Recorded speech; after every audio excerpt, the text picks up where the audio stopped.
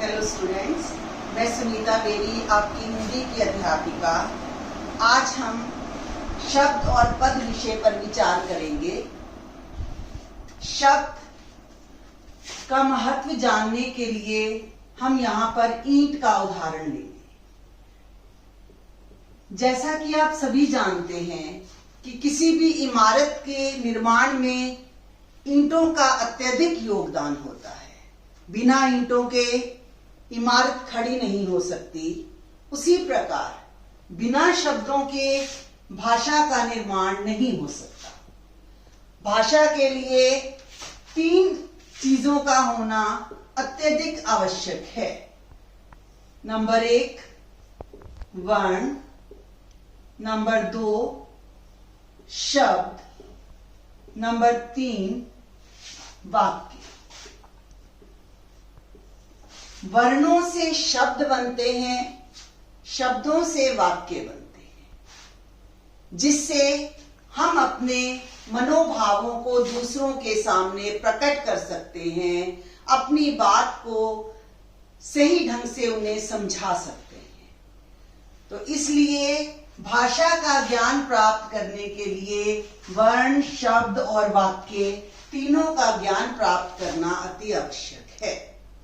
वर्णों का ज्ञान तो आपने अपनी छोटी कक्षाओं में खूब अच्छे से प्राप्त कर लिया होगा।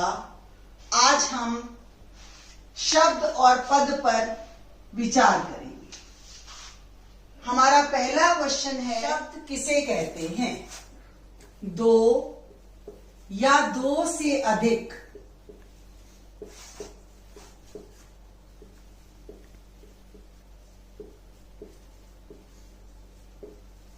वर्णों के समूह से बनी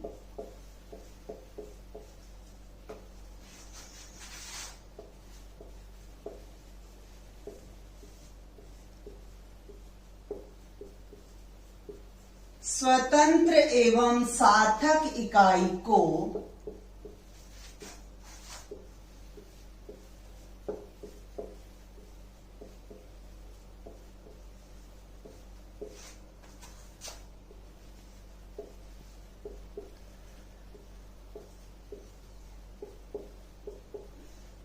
शब्द कहते हैं।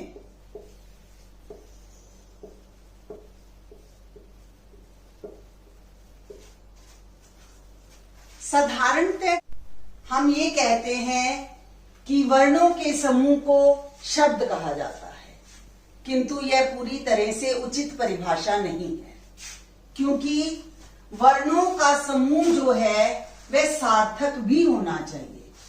अगर वर्णों के समूह से बना हुआ शब्द कोई अर्थ नहीं रखता है तो उसके होने या ना होने से भाषा पर कोई प्रभाव नहीं पड़ता है। जैसे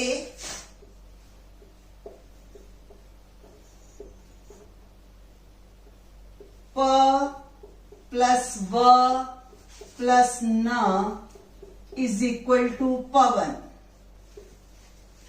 अब अगर इसकी जगह हम लिख देते हैं व प्लस न प्लस प इज इक्वल टू वन। अब हिंदी भाषा में हमें पवन शब्द का अर्थ तो अवश्य मिल जाएगा, लेकिन वनप का कोई अर्थ नहीं मिलेगा। इसलिए भाषा की दृष्टि से यह शब्द अनुचित है। हमेशा वही शब्द सही माने जाते हैं जो एक सार्थक इकाई को प्रकट करते हैं, जो अपना एक सही अर्थ देते हैं। हमारा नेक्स्ट क्वेश्चन है, पद किसे कहते हैं?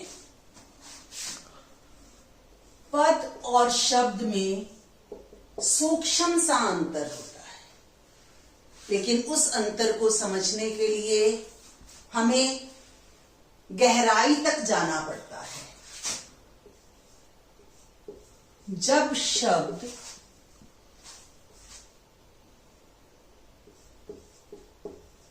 व्याकरण के नियमों से युक्त होकर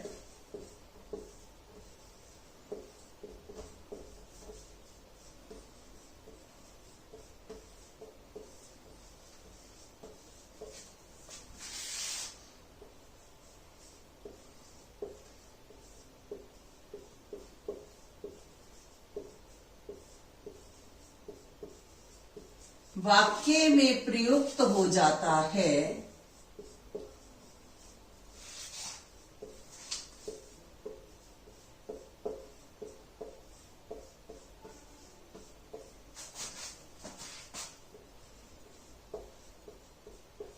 तब वह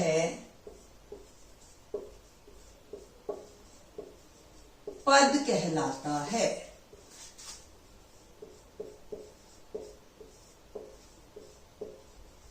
अब देखिए, शब्द जब वाक्य में प्रयुक्त हो जाता है तब वह पद कहलाता है। जब शब्द इंडिविजुअल है, अलग अलग कॉमास डालकर लिखा जाता है, तब वह शब्द रहता है। लेकिन जब उन्हीं शब्दों को मिलाकर हम वाक्य में प्रयोग कर देते हैं तो वह पद बन जाता है। जैसे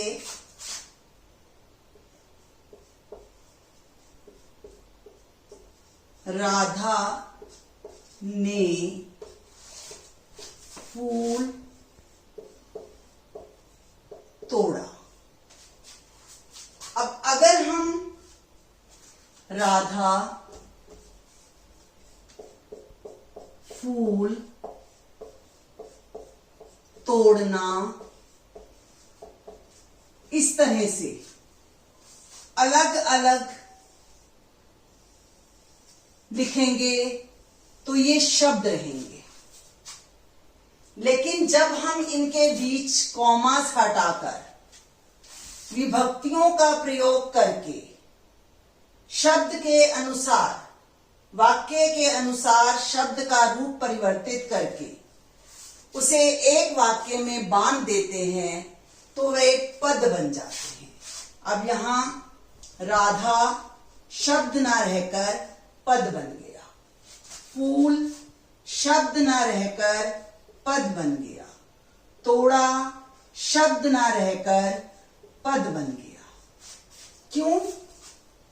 क्योंकि इन सब ने मिलकर एक वाक्य का निर्माण किया है। जब शब्द वाक्य में प्रयोग हो जाते हैं तो वे शब्द ना रहकर पद कहलाते हैं। इस सूक्ष्म अंतर को समझ लेने से हमें पद और शब्द में क्या डिफरेंस है ये बहुत हद तक समझ आ जाता है। हमारा नेक्स्ट क्वेश्चन है, शब्द और पद में क्या अंतर है? शब्द और पद में निम्नलिखित अंतर होते हैं। जैसे नंबर 1, पहले हम यहां पर दोनों की परिभाषा वर्णित कर देंगे। नंबर 1, शब्द में शब्द की परिभाषा और पद में पद की परिभाषा। शब्द की परिभाषा हमने क्या लिखी थी? 2 या 2 से अधिक वर्णों के समूह से बनी स्वतंत्र एवं अधिक वर्णों के समूह से बनी स्वतंत्र एवं सार्थक इकाई को शब्द कहते हैं। पद की परिभाषा हमने क्या लिखी थी? जब शब्द व्याकरण के नियमों से युक्त होकर वाक्य में प्रयुक्त हो जाता है तो उसे पद कहते हैं। व्याकरण के नियमों से युक्त होने का मतलब है कि अगर संज्ञा के अनुसार है, सर्वनाम के अनुसार है, क्रिया के अनुसार है, कर्ता के अनुसार है, कर्म के अनुसार है, उसी के अनुसार पूरा वाक्य अपने आप को ढाल लेता है। जैसे नंबर 2, शब्द स्वतंत्र होते हैं। स्वतंत्र होते हैं का मीनिंग कि इंडिपेंडेंट है, इन्हें किसी भी विभक्ति की और किसी भी कारक की आवश्यकता नहीं है। किंतु पद जो हैं, पद स्वतंत्र नहीं होते।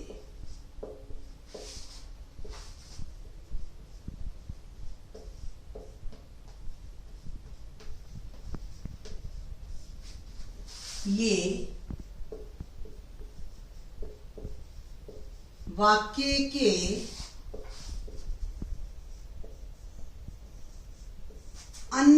पदों से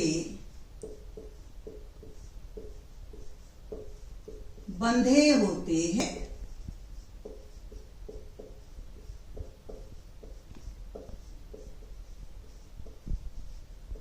अब पद क्या है? पद जो हैं आजाद नहीं होते, स्वतंत्र नहीं होते, ये वाक्य के अन्य पदों से बंधे होते हैं। वाक्य के बाकी पदों के अनुसार कई बार हमें इनमें विभक्तियों का प्रयोग करना पड़ता है, कई बार हमें इनमें कारक लगाने पड़ते हैं। जैसे राधा फूल तोड़ना हमने लिखा था शब्द, जब हमने उसका वाक्य बनाया तो हमने बना दिया राधा ने फूल तोड़ा। अब यहां पर हमने ने जो है कर्ता ने कारक का प्रयोग किया था। यहां पर हमने क्या किया था? ने कारक का प्रयोग कर दिया। तो ये क्या है कि शब्द स्वतंत्र होते हैं, पद स्वतंत्र नहीं होते। उन्हें आवश्यकता के अनुसार विभक्तियों के साथ कारक को साथ लेकर चलना पड़ता है। हमारा तीसरा पॉइंट है शब्दों का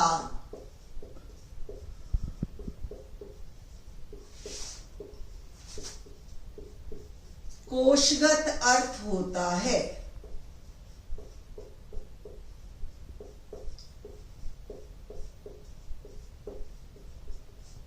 कोश का मतलब होता है डिक्शनरी, शब्दकोश।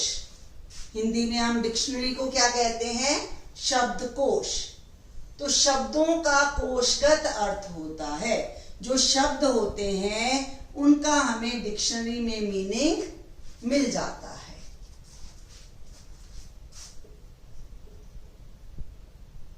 सभी पदों का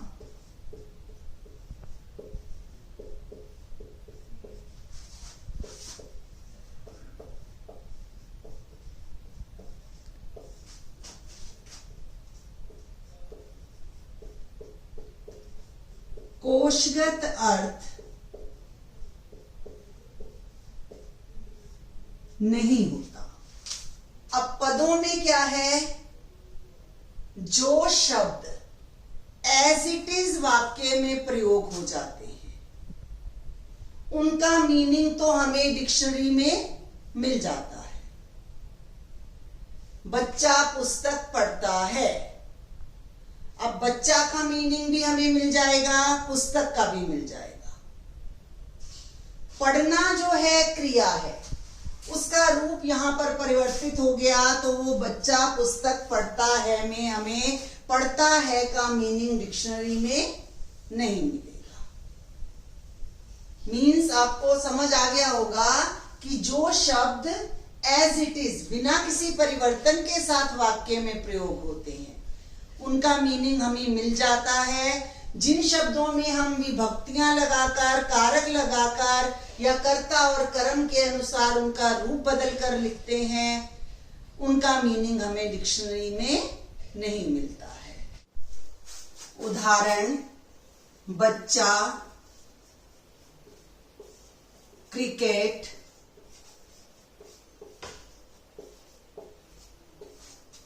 खेलना आदि।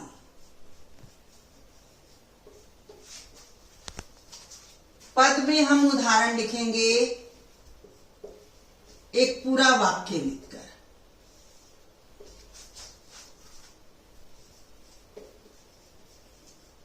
बच्चों ने क्रिकेट का मैच खेला। अब देखो यहां पर जब हमने इसको वाक्य में परिवर्तित किया तो ये बच्चों से हमने इसको स्टार्ट किया, तो बच्चों लिखने के कारण हमें बच्चा शब्द को बच्चों बनाने के कारण ने कारक का प्रयोग करना पड़ा। खेलना क्रिया को खेला में परिवर्तित करना पड़ा। तो इस तरह से जब शब्द वाक्य में प्रयोग हो जाते हैं तो पद बन जाते हैं। शब्द स्वतंत्र होते हैं किंतु पद स्वतंत्र नहीं होते। जब वाक्य में प्रयोग होते हैं अन्य पदों के साथ मिलकर उन्हें अपने आप को चेंज करना पड़ता है, परिवर्तित करना पड़ता है। सभी पदों का कोशगत अर्थ नहीं मिलता। क्यों? क्योंकि जिन शब्दों का रूप बदलकर हम यहाँ पर वाक्य में प्रयोग करते हैं उनका अर्थ हमें डिक्शनरी में नहीं मिलता। आशा है शब्द और पद आपको अच्छी तरह से समझ आ गया होगा। अपने नेक्स्ट टॉपिक के लिए हम अपनी नेक्स्ट क्लास में मिलते हैं। तब तक स्वस्थ रहिए, सुरक्षित रहिए। धन्यवाद।